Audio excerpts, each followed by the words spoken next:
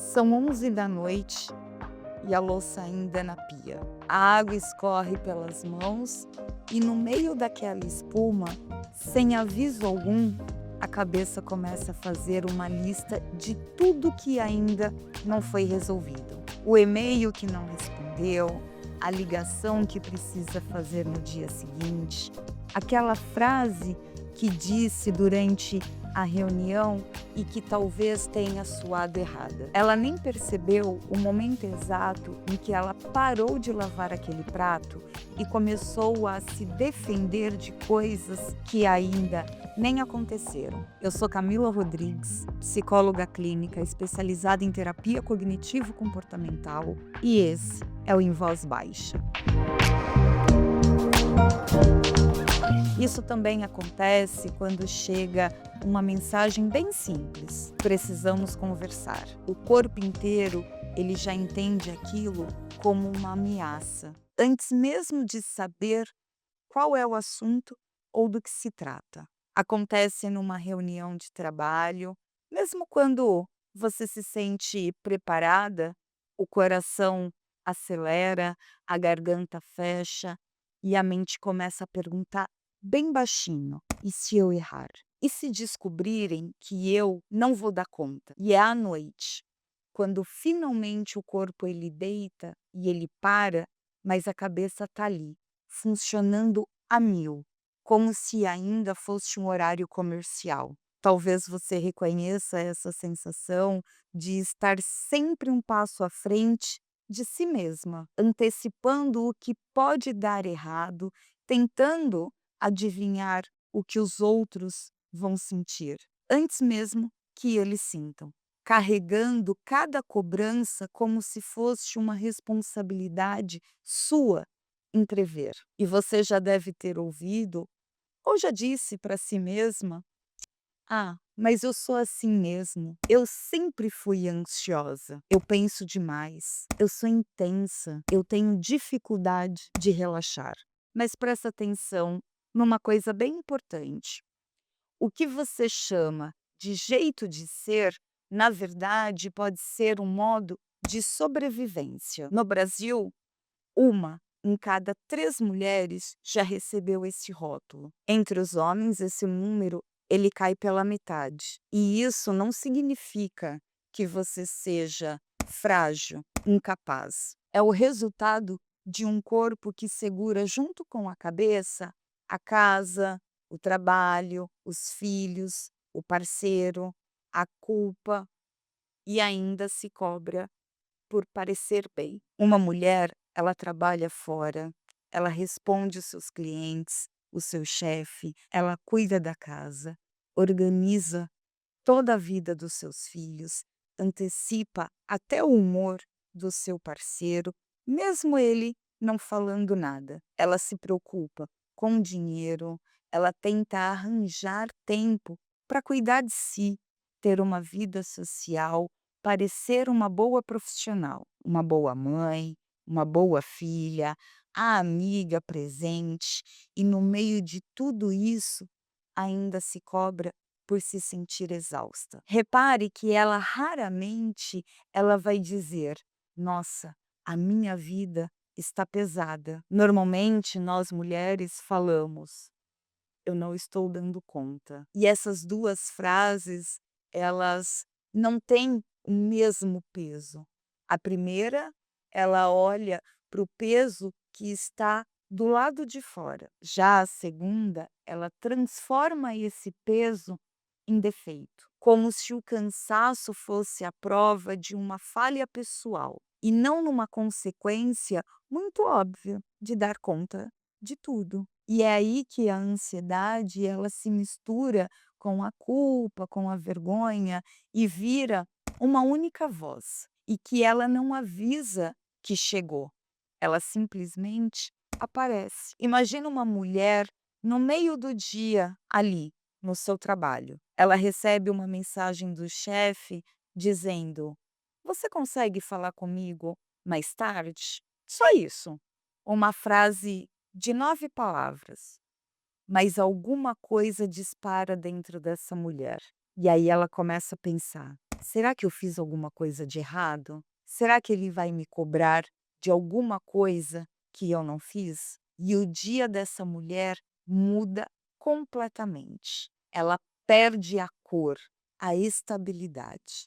Ela tenta continuar trabalhando, mas a cabeça está muito longe dali, da realidade. Ela fica buscando relembrar se ela disse alguma coisa errada, um tom que ela usou na reunião, o coração dela fica extremamente acelerado, aquele frio na barriga. E ela já está ali, se defendendo mentalmente de todas as críticas que nem chegou. E no final do dia, o chefe só queria alinhar uma demanda qualquer com ela, mas para o corpo dela aquilo já foi vivido, foi real, uma ameaça durante horas, o dia todo, e ninguém vai devolver essas horas para ela. Ela volta para casa dizendo que teve um dia comum, porque na cabeça dela nada aconteceu de fato, só que o corpo, ele sabe o que aconteceu. E é por isso que ela chega em casa extremamente exausta, de um jeito que não combina com a lista do que ela realmente fez durante aquele dia. A mesma coisa acontece nos relacionamentos. Quando uma mulher ela manda uma mensagem para o seu parceiro e ele demora um pouquinho ali para responder, poucos minutos o pensamento dela já está percorrendo um caminho inteiro. Ela acredita que ele está estranho com ela começa a se questionar se fez ou disse algo, se ele deixou de amá-la. Percebe que uma demora de 20 minutos, ela fabricou uma sensação de abandono de uma vida inteira. E mesmo sentindo tudo isso, ela tenta controlar cada pensamento, cada reação, para não deixar transparecer a sua insegurança. Só que o controle nunca foi a mesma coisa que segurança. Muitas mulheres, elas passam a vida tentando se sentir seguras, controlando tudo ao seu redor. Enquanto mais elas controlam, mais cansadas elas ficam. Porque uma vida em vigilância constante, ela não produz paz, ela produz exaustão. Então, eu preciso dizer uma coisa que pode incomodar muitas pessoas. A ansiedade, ela não é frescura, ela não é falta de fé e nem fraqueza da mulher, mas o alívio que você sente ao evitar aquela conversa difícil, ao fazer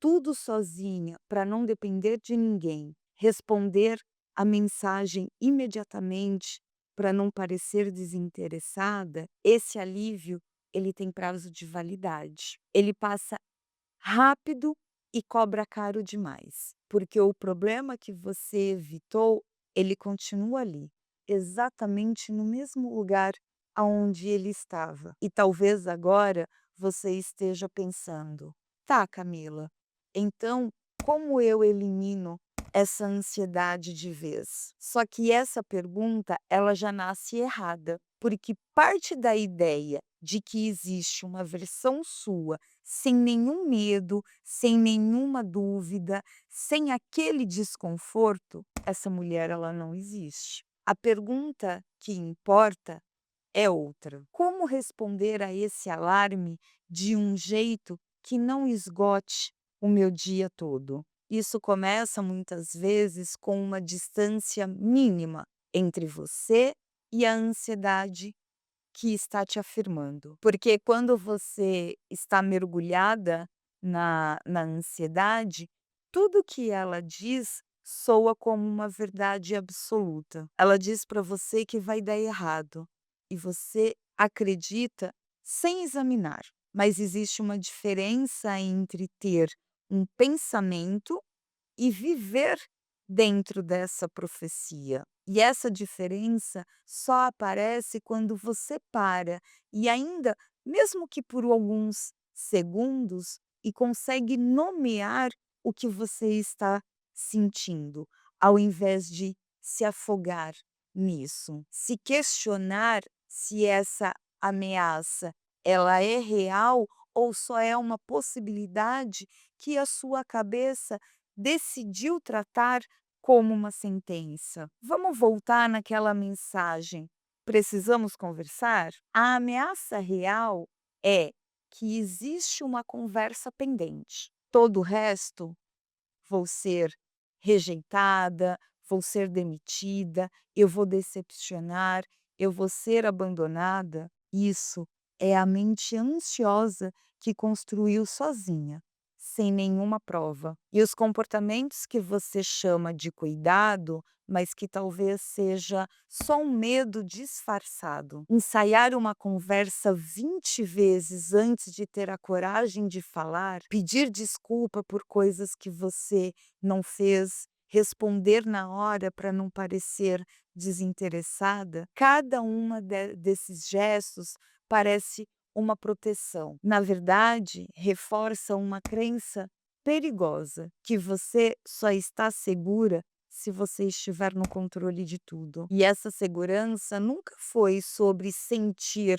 o desconforto, é sobre atravessar o desconforto sem precisar se trair no meio desse caminho. O corpo também entra nessa conta, e é aí que muitas mulheres se engana achando que basta ter um pensamento mais positivo. Enquanto ela tenta raciocinar a sua ansiedade até o fim, o corpo ele continua ali, acelerado, mal dormido, mal alimentado, cheio de cafeína, sem uma pausa verdadeiramente. E ela ainda se cobra por não conseguir ficar calma dentro de um corpo completamente esgotado. Não existe mente separada do corpo. Você pode até fechar os olhos e tentar se acalmar, mas o maxilar ele continua travado.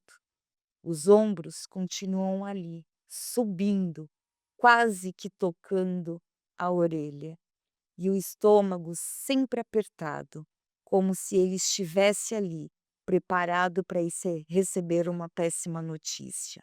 E não, respirar fundo não resolve uma vida sem limites. Uma caminhada não resolve um relacionamento que te machuca. Nenhuma dessas coisas é mágica, mas elas podem tirar você do ponto mais alto de um alarme para que você consiga, enfim, pensar com clareza. Existe também uma diferença entre parar porque você decidiu e parar porque o corpo ele já não aguenta mais, ele simplesmente desistiu. A primeira é escolha, já a segunda costuma vir uma forma de um choro em plena quarta-feira, sem motivo aparente, ou de uma vontade repentina de não sair da cama num sábado comum. E muita mulher só se permite parar quando chega nesse ponto, como se precisasse de uma autorização do próprio esgotamento para finalmente descansar. Uma mulher que está aprendendo a escolher antes de desabar, às vezes ela só sai da mesa por 3 minutos. Ela deixa o celular na sala e se senta no chão da cozinha, encosta suas costas na parede fria e fica ali, sem precisar fazer nada, sem resolver nada, só deixando o corpo perceber que não existe nenhum leão correndo atrás dela naquele momento. E talvez o mais difícil de tudo seja aprender a colocar um limite pequeno e sustentar ele, porque muita mulher tenta virar uma outra pessoa da noite para o dia. Promete que nunca mais vai agradar todo mundo, que nunca mais vai engolir o desrespeito, e na primeira reação contrária do outro, a culpa ela aperta e essa mulher ela recua. Para quem aprendeu que ser amada é não incomodar ninguém, um limite do tamanho de uma frase. Hoje eu não consigo responder isso com atenção, te retorno amanhã, pode parecer uma ameaça enorme. E o trabalho real não é decorar a frase correta, é atravessar a culpa de quem vem depois. Existe uma diferença entre ser responsável e carregar tudo sozinha, entre amar alguém e administrar as emoções dessa pessoa por ela, entre ser boa profissional e aceitar a sobrecarga como se fosse a sua própria identidade. Você controla as suas próprias escolhas, os seus limites, a forma como você se comunica. Você não controla a reação do outro, o passado e nem a garantia de que nada difícil vá acontecer. Isso incomoda, mas também é o único caminho que existe para deixar de viver em alerta o tempo todo. Muita mulher já sabe nomear tudo isso.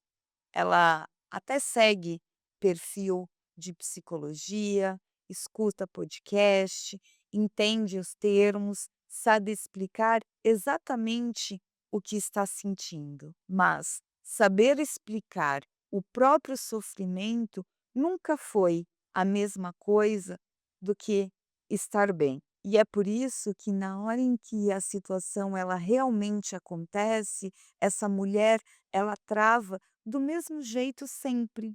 Talvez você tenha passado a vida inteira achando que força era aguentar calada, resolver tudo sozinha e não dar trabalho para ninguém. Mas existe uma outra força, a de se escutar antes de explodir, a de pedir ajuda antes de ultrapassar os seus próprios limites. Se você se reconheceu em algum momento desse vídeo, talvez a ansiedade não esteja te provando que você seja fraca. Talvez ela esteja te mostrando de um jeito mais desconfortável possível que você está sustentando tudo a tempo demais, sem antes sustentar a si mesma. E se isso for verdade, o que muda a partir de hoje a maneira como você está tratando o seu próprio cansaço? Se esse vídeo faz sentido para você, não se esqueça de curtir e se inscrever no canal.